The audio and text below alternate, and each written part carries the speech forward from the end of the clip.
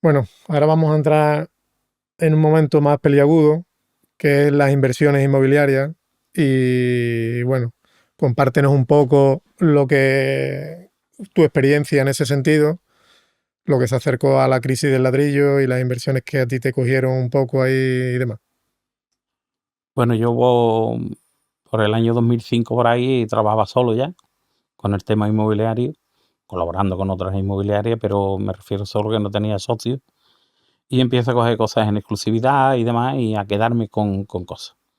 Quedarme con propiedades en venta en campos de golf, no aquí en la zona, sino en Sevilla, en Huelva, en otras provincias y meterme en cosas. Empecé a meterme en cosas, en naves industriales, en fin, hacía muchas ventas, lo cual me permitía invertir.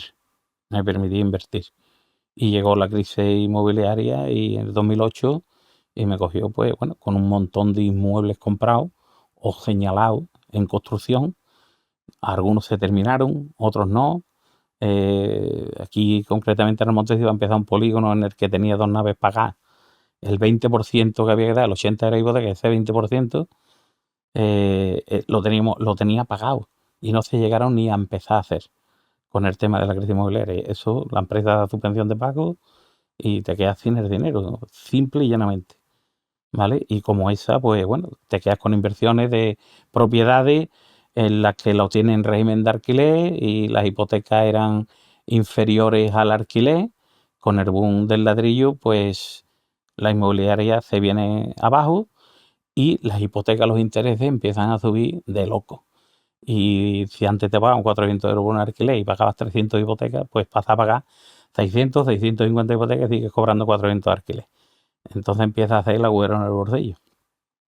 Pensando que va a durar poco tiempo, pues la crisis inmobiliaria duró hasta pelar, hasta tocar sótano, no suelo, Sótano. sótano, ¿vale? Pero bueno, de ahí se aprende. Yo lo digo en muchos episodios, que hoy día hay un movimiento post pandemia, hay muchos inversores. Yo me meto dentro también de esos inversores, pero creo que que muchos de esos inversores no vivieron, por suerte, porque también eran más jóvenes, no vivieron esa época de crisis inmobiliaria. Pero claro, cuando perdemos de vista la historia, y que tampoco la historia es de hace tantos años, estamos hablando de el que empezó en 2020, estamos hablando de una crisis de 10 años atrás, 10 12 años atrás, ¿vale? Correcto. Entonces, hoy día yo abogo que la gente se forme, invierta, porque hoy día con el tema de la inflación nos está comiendo poco a poco. Entonces, una de las maneras de combatir la inflación es invirtiendo.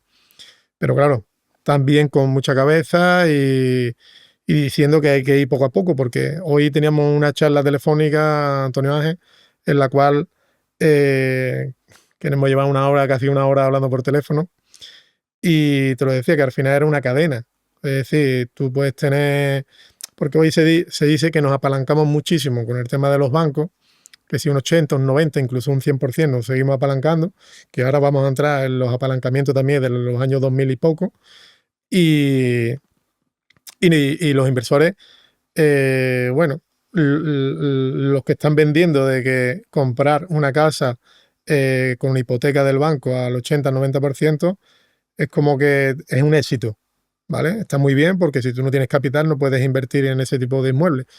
Pero si llegamos a otra crisis que parece ser que estamos cerca de, yo no sé dónde estamos, en qué momento, en qué altura de la ola, pero no lo sé. Yo veo ahora mismo un momento delicado. No sé si es el mejor momento. Se suele decir que el momento para invertir fue ayer y después es hoy, pero yo no sé si estamos en ese momento de invertir hoy o no. Habrá que valorar las cosas. Pero tú, Antonio, que viviste aquel momento, que tuviste una inmobiliaria desde los años 2000, que decidiste invertir a partir de 2005, 2006, cuando tú ya te veías con cierta formación, porque realmente la tenía, entre tantas ventas, pues estabas viendo que el precio de mercado era el que era y que tú estabas comprando a buen precio. ¿Qué le diría a día de hoy a estos inversores post pandemia que se ven que el banco le da el 90%, que, que parece que todo un éxito comprar a precio de mercado. A día de hoy precio de mercado es el que es, pero mañana cuando nos levantemos ese precio de mercado sigue siendo el mismo. Bueno, la crisis inmobiliaria no tiene nada que ver la de ahora, o sea, ahora no hay crisis inmobiliaria, la habrá, pero no, de momento no la hay mucha demanda de vivienda. La diferencia entre la de antes y lo que pasa actualmente está también que antes no compraba el comprador final. El suelo valía barato, la construcción valía barata y venía un tasador y te tasaba una vivienda por encima del valor del precio de mercado. Una vivienda que valía 80.000 euros, pues te la tasaba en 110 y el banco te daba el 80%. Entonces te sobraba dinero, después de pagar la vivienda, te sobraba dinero para pagar los impuestos, para pagar 4 cosas que tuviera que hacer en la casa y demás. Y además no la compraba nunca una promoción de vivienda o casi nunca el comprador final. Siempre había muchos inversores que le compraban a los constructores se aseguraban la venta y esos inversores son los que le vendían o a un segundo inversor o a uno final. Pero siempre pasaba por una o dos manos. Yo he vendido casas que salían de partida en 110.000 euros y hemos terminado vendiéndolas en 140.000 y no estaba terminada de construir. O sea que bajo el mismo contrato ha habido gente interesada y se ha vendido unos a otros. Eso ha pasado y cuando el contrato inicial empezaba con una persona y la notaría terminaba otra. Hoy por hoy los bancos dan el 80% del valor más bajo de tasación o de compra. A ti yo qué sé, imagínate que por herencia tienes una vivienda que te la valora en 80.000 euros y viene un tasador y te la tasa en 140.000, ¿vale? Te da hipoteca de los 80 que te la ha adjudicado, no del valor más bajo. Entonces varía mucho con lo de antes. Entonces, hoy por hoy, para comprar una vivienda, un activo, un inversor, tiene que tener parte del dinero, como mínimo un 30%. Ese 20% y ese 10% que necesita para impuestos y gastos. Antonio Ángel, volvemos al déjà vu. La anterior charla te dije una cosa y a día de hoy sigo pensando lo mismo. Estoy de acuerdo con lo que estás comentando del 80%, pero en aquellos entonces se daba, lo recordaba el otro día en la conversación que tuvimos con Mari Carmen Castrillo, aquí en el podcast, y en aquellos años daban dinero, daba hipoteca para el viaje de novio, para comprarte el coche, los muebles, lo daban todo. Y llegó esa crisis que al final los bancos no quieren los inmuebles, querían el dinero. Pero es que hoy día conozco personas cercanas a mí que no tiene ese 30% que tú estás comentando y gracias a un broker hipotecario le consigue ese 30%. Entonces, ¿cómo se lo consigue? Pues con cláusulas un poco más altas, interés variable sí o sí, y está firmando 30 años.